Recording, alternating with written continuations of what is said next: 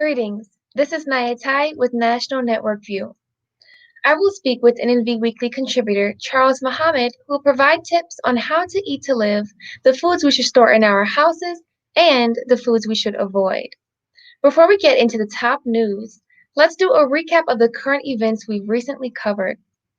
NNV News anchor Rosalind Parks sat down with weekly contributor Brian E. Mohammed to discuss the overnight assassination of Haitian President Moise and the Haitian uprising that began after the government failed to hold new elections.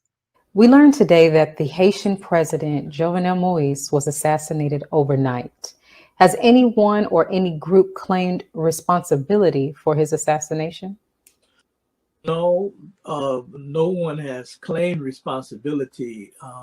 In fact, the reports that has been going on all day about it, um, particularly from the interim Prime Minister Claude Joseph, who said that they don't know who did it, and there was some footage apparently that was captured where they heard English-speaking people and Spanish-speaking people, which implies that these were, outside mercenaries or outside foreign interests that did this act in the wee hours of the morning.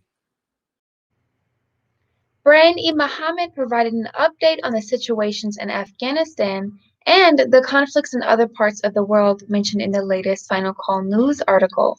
Intentional, intentional blindness or mongering keeping feeding U.S. downfall. With all of these situations going on, which do you feel is the most imminently dangerous situation? Yeah. The great reggae singer Bob Marley sang a song, So Much Trouble in the World. Mm. And, I think that they all lend to the end of this world as we know it. I think certain hotspots are more dangerous than others. I think what's happening, this back and forth tug of war between the U.S. and Iran is a problem because it has the potential to draw the nations of the earth into war, which leads to a war that the Most Honorable Elijah Muhammad and the Honorable Mr. Louis Farrakhan have constantly warned about from the scriptures called the War of Armageddon. Brian E. Mohammed also discussed the Israeli welfare state as the U.S. continues to provide Israel with military aid even after the recent Israeli airstrikes that killed nearly 300 Palestinians and destroyed infrastructure in Gaza and the Palestinian-occupied territories. After excessive Israeli airstrikes in May killed nearly 300 Palestinians in the recent bombardment, will the U.S. finally restrict its military funding to Israel? That would be good news, but no, they won't. And in fact, the after this last skirmish in May, where over 300 or nearly rather 300 people, Palestinian men, women, and children died, and much property damage was done to Palestinian areas like Gaza and the West Bank. The United States turned around and offered or approved a arms sale to the tune of 200 and I had it in front of me. It was 200 and something $1 million. Now they already get $4 billion a year, as we know of our taxpayer money. They are the biggest welfare recipients in the whole world. NNV News anchor Rosalind Parks spoke with weekly contributor Dr. Akili Mohammed on the impact of the COVID-19 pandemic as it swept across the U.S. and the world, adding to famine, food insecurity, and the number of people unemployed. There was talk of famine at the beginning of this pandemic. Do you have any information about the food security in the world and in the U.S.? Well, yes, I think that's a very strong point about the fact that famine was discussed in the beginning of this pandemic, but it's relatively been hardly any news about it since then. And I would say that with my research, most of what is being mentioned about famine is pertaining to countries that we typically associate with famine, and that is the countries, of course, in Africa that are having difficulty and have been having difficulties. And they're talking about that famine in those areas worsening. And some estimates are in excess of 200 million people will be affected in those areas. Sister Sherry Mohammed, founder and director of Asiatic Minds Online School, shared with Rosalind Parks how they are bringing together educators from across the nation to offer a full educational curriculum to our students in order to help them develop skills, talents, and abilities for themselves and our people. What inspired you to launch Asiatic Minds Online Education at this specific time? Well, Asiatic Minds, it came about out of necessity. For many years, I'm a homeschooling mom, and I've homeschooled my 5 children for over 20 years. And throughout that time, I always wished that they were able to attend the MUI or have something that they could attend that would reflect our household. And so within that time period, I was introduced to an online school that was based out of Atlanta that my daughter, my oldest daughter, was able to attend. But it never occurred to me at that particular time to develop a school based on my beliefs and principles. NNV News anchor Willie Muhammad's guest commentators, Dr. Asad El-Malik and Gavin Richards commented on the temporary suspension of U.S. track and field star Sha'Carri Richardson after she tested positive for THC, the active ingredient in marijuana.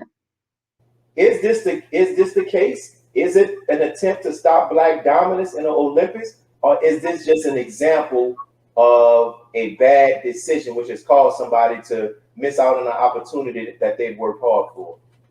You know, there's a scene from the movie Friday where Ice Cube's character Craig is upset with Smokey because they've just gotten into it with Big Worm, and he said, "Man, and Smokey tells Craig, I didn't put that joint in your mouth and make you smoke."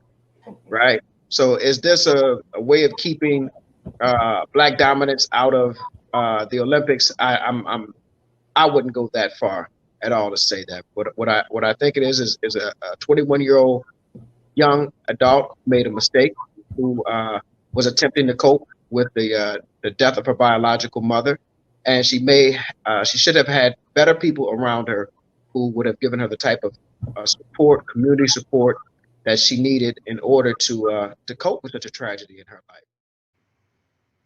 Willie Muhammad questioned Dr. Asad El-Malik and Gavin Richards about their thoughts on Bill Cosby's release from prison after his guilty verdict was overturned.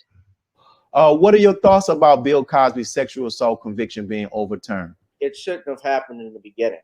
I've been on your show platform many times. I've also talked about it on my platform. There was an agreement by the prosecutor, the original prosecutor, Bruce Castor, and that agreement was in writing. I believe he had sent emails and he communicated with Mr. Cosby's attorney at that time, who is deceased, that there would be no charges filed against Dr. Cosby. As a result of that, and Bruce Castor did not believe that the case, if it went to trial, that he was going to have a chance of winning, because he felt Andrea Constant, from the research that he had done and the lack of evidence thereof, there was not enough to go on. There was no probable cause, which is what a prosecutor is supposed to do. They administer justice, and they have to base it off of probable cause, not off political ambitions. On I Have a Testimony, NNV News anchor Willie Muhammad's guest, Sister Medina Muhammad, shared her family experiences in the earlier years of the NOI, her mother's work as secretary to Master Farad Muhammad, and the influences of the Most Honorable Elijah Muhammad and the Honorable Minister Louis Farrakhan. Sister was just about to share just how it feels just to know that her mother and her father actually work with the Savior who's responsible for the Nation of Islam. Go ahead, Sister Medina. Okay, yes, sir. It wows me. Sometimes you never know the blessing you have in front of you until it's gone. I've learned more about my mother since she's been gone. She passed in February of 2002. And since we have been blessed to do the exhibits since 2007 with my brothers and a couple of my sisters, and we've been blessed from 2007 all the way up to 2020 to do the exhibits. And the doors that it has opened up for us is tremendous. With Dr. Stacy Muhammad in that exhibit. Oh my God. Guest contributors Zakiya Sankara Jabbar and Brother Lawrence Muhammad sat down with Willie Muhammad to set the record straight about the criticism of actor Michael B. Jordan for referencing a Caribbean Emancipation Festival in the initial name of his forthcoming rum product. Which one of you all will be able to give us a brief explanation of what cultural appropriation is? Sure, I'll go for it. Yes. And, so basically, cultural appropriation is basically taking the culture of another people, their mores, the things that they do within their culture, and using it for self. And some definitions say without the approval of that particular culture. Some definitions also say those who are in power taken from those who are not in power, those who are quote unquote beneath them.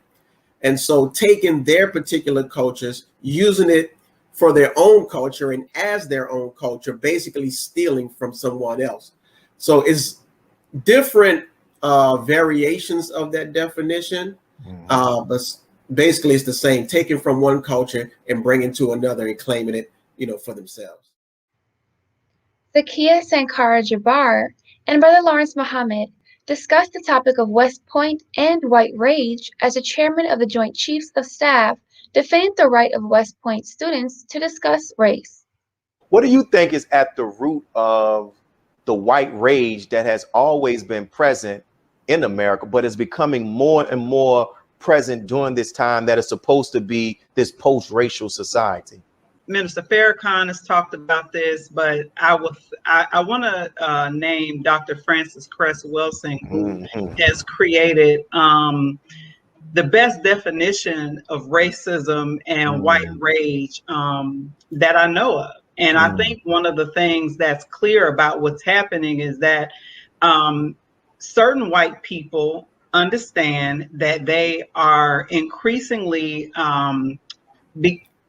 becoming a numerical minority in this country.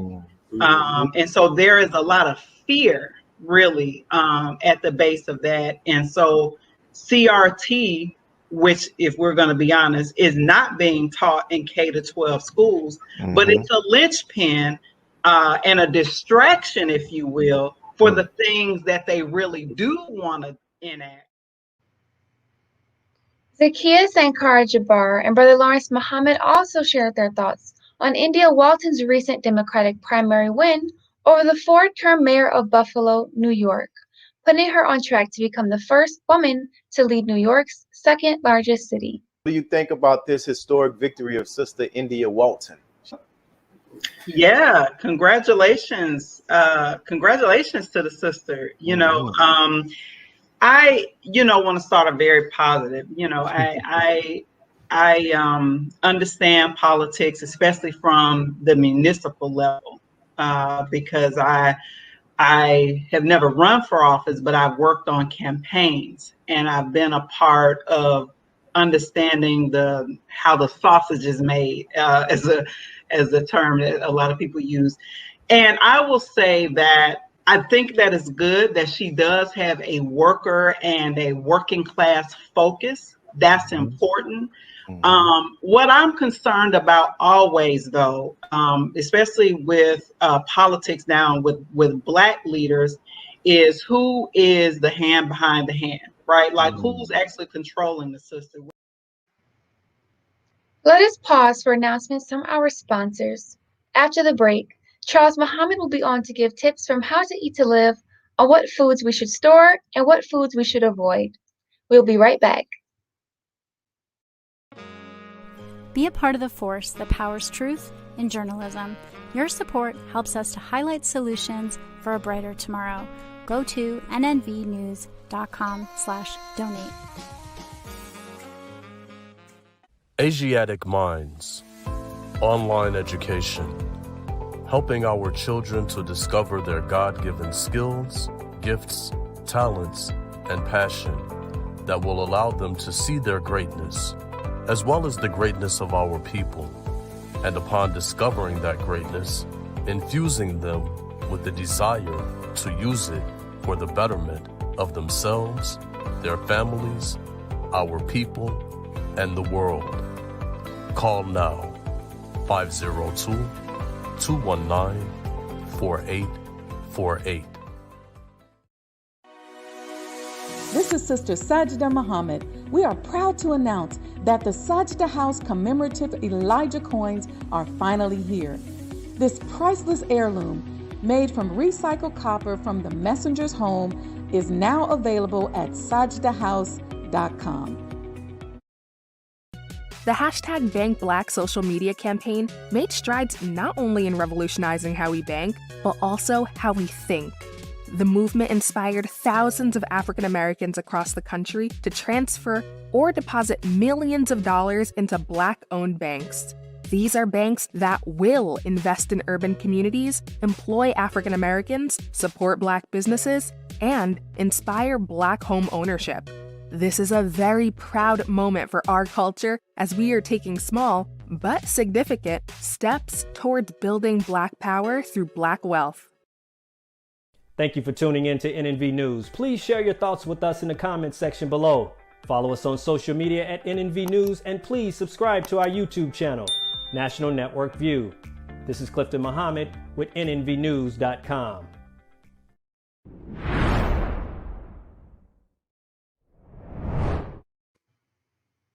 The Most Honorable Elijah Muhammad, in his book, How to Eat to Live, advised us on the foods we should store in our houses and the foods we should avoid. Joining us to discuss this is weekly contributor Charles Muhammad. Peace, Brother Charles. How are you doing today? Peace, my sister. I'm doing fine. And yourself? I'm doing wonderful, and that's wonderful to hear as well. My first question is, what does the Honorable Elijah Muhammad say about fat and obesity? Well, he doesn't say a lot, but he says some things that are very interesting, particularly the foods that cause obesity and excessive weight to begin. In book number 2, on page 65, he says, cornbread, half-done flour bread, and sweet potatoes all shortens your life. The sweet potato is not good for any human to take as a food. White potatoes do very well, but they produce too much starch, which would add fat, and too much fat shortens the life. So here are vegetables that are primarily in the standard American diet, because the standard American diet is a starchy diet. And the excess amount of eating these starches, he says, and he's 100% correct, the excess sugar, which is starch, is converted into fat in the body. And then he continues on page 66. He says, this, I want you fat readers to remember, that your rosy fat does not mean long life. It means short life to you. So in that rosy way of saying it, that those of us who think that we can maintain a long life being overweight, excessively overweight, obese, no, our lives will be cut short. And the medical scientists do bear witness to the Elijah Muhammad that there is a limit to your lifespan when you are overweight and obese. Oh, yes, sir. And what does the Honorable Elijah Muhammad say is the first thing we should do if we are overweight? Well, the number one thing he says in both books is eat one meal a day. And so on book 1, page 63, he says, when you begin eating once a day, certainly you will begin to lose weight until you are able to, until you are used to eating once a day. Then you will start gaining weight again. All right. Once you get used to eating one meal a day, and your body adjusts, you'll gain weight again. But then he says, but fat is not wanted for health. It is the enemy to health.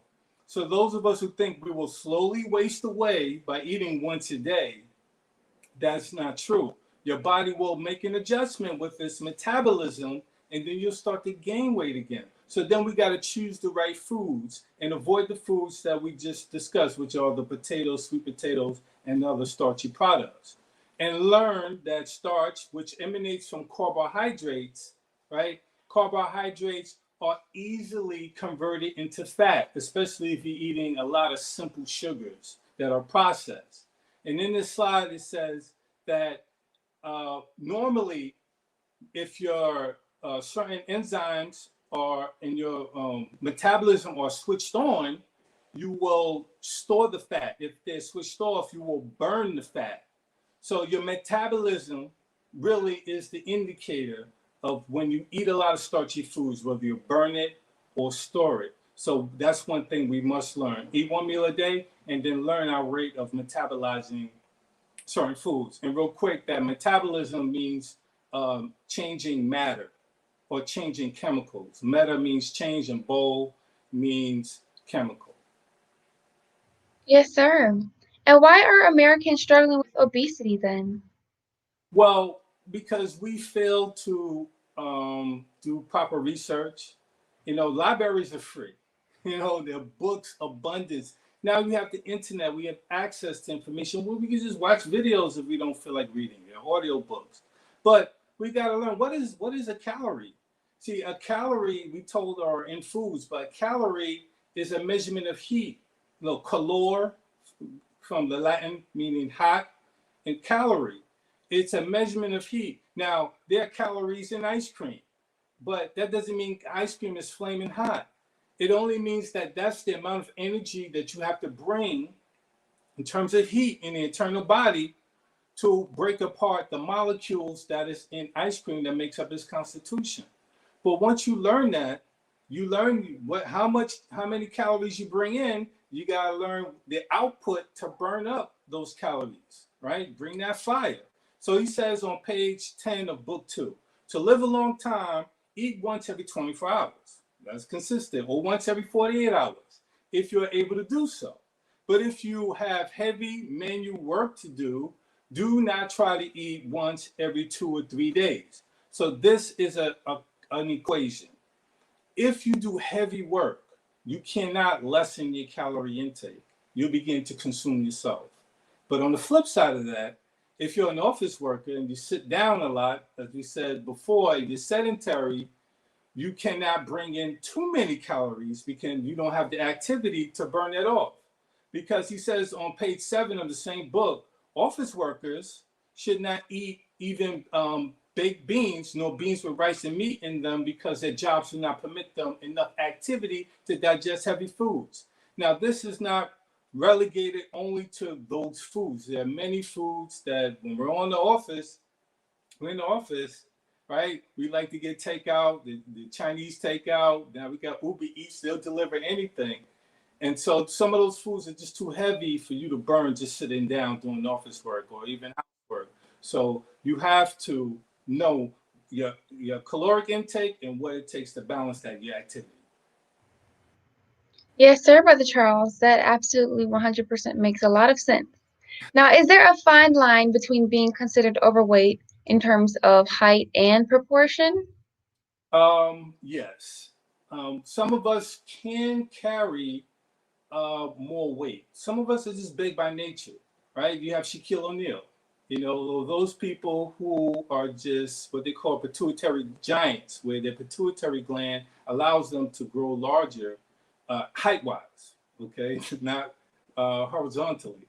But then you have those of us that, even though we are larger, like if you remember Michael Clark Duncan or other entertainers like Heavy D, who were husky brothers, who that their bodies broke down over time, and it's just the fact that that weight doesn't match with your organs. Your organs are the same size no matter how big you are. So then we have to take that into consideration. Just because you carry, well, it looked good, and Heavy D was a great dancer, but that will have effects on your internal organs. So there's an index called the body mass index, and there is a calculation that we must adhere to know that whether we're weighing other than self, if you're familiar with that language. So the calculation is your weight over your height squared. Now, I have to take myself as an example, because if I ask other people how much they weigh, they'll lie. And I could guesstimate your height because I deal in architecture, so I deal with measurements every day. But your weight, people tend to lie. But I'm 173 pounds.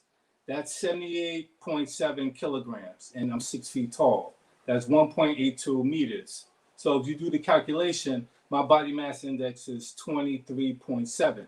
So I'm, yay, I'm in that range of being normal height to weight body mass index.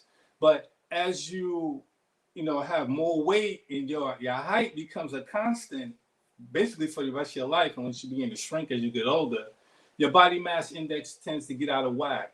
So that is the fine line. Your height is the indicator of how much you should weigh. And what are some of the harmful effects of excess body fat? Well, the effects are visual, right? If you tend to be bigger, I don't want to be rude, because it is a huge problem in this country, and I don't want anyone to feel shamed or offended. But on the inside, you're beautiful on the outside, but on the inside, your internal organs do take a pounding because they're covered in visceral fat. And your joints, from your back to your ankles to all types of other ailments with your joints, that is one of the most common things with being obese. And to the point, I don't want to make it a joking matter, you are considered handicapped to a sense, because there's certain activities that if you didn't carry all that weight, and that weight is not born with you, it's not a birthright, so you can't shed it. That weight does limit you from doing certain things. And Ali Muhammad said that it limits you from a long life. And we know that because with autopsies, they take a look at the internal organs when they, I guess, give you an autopsy and they cut your chest cavity open. You'll see a lot of us have fat around our vital organs, particularly the heart. And the heart in itself is an axiom that it is the core of your life. And if you burn it down with fat, then your life is going to be cut short. So those are the effects of obesity. Wow, yes, sir. Thank you. Now, losing weight is an uphill battle. So, what final tips could you offer someone that's struggling with that? Well, I was a fan of the rapper Big Pun, and he is a handsome man. I'm not going to say he was, but at one time he was within his body mass index. But certain events in his life happened to whereas he began to eat excessively. This is, from testimony of his friends like Cuban Links and Fat Joe, that he began to put on a lot of weight. It didn't take away from his talent, but it cut his life short. And when you read the his autopsy, because I read it, there was an article in the New York Post. This was like 20 years ago. It said that his heart was 3 times his normal size. And your heart is about the size of your fist. So imagine having 3 fists in your chest cavity trying to pump your blood through the rest of your body. So he was always in that eternal struggle, to continue to lose weight. And he said in one of his last songs that was released, he said, I just lost 100 pounds. I'm trying to live. So what we need to do, and I'm going to close on this, is that eating excessively is habitual. And there are things that trigger our people and, to eat excessively and eat the wrong foods. They're called comfort foods. So the Honorable Mrs. Farrakhan gave us Dianetics. All right, he gave it to us. We didn't run to the Scientology or Church of Scientology to go get it. He studied it and learned that we could study the mind and have someone audit us to find out what are our triggers for certain reactions. And eating is a reaction to a lot of us to try to cope with trauma or insecurities. So that is one way to help find out why they are habitual eating, because normally people eat when they're not hungry and they begin to gain weight. So try Dianetics, and that was a gift to us from the Ambulance of Farrakhan. Yes, sir, it surely is. And thank you so very much for joining us today, Brother Charles. We truly appreciate it. Yes, ma'am. It's always a pleasure. Thank you for having me. Of course. And thank you all for joining us today and tuning into National Network View News. Please share your thoughts with us in the comment section below. Follow us on social media at NNV News, and please subscribe to our YouTube channel, NNV News. This is Nyah Tsai with National Network View. Be a part of the force that powers truth in journalism. Go to nnvnews.com/donate.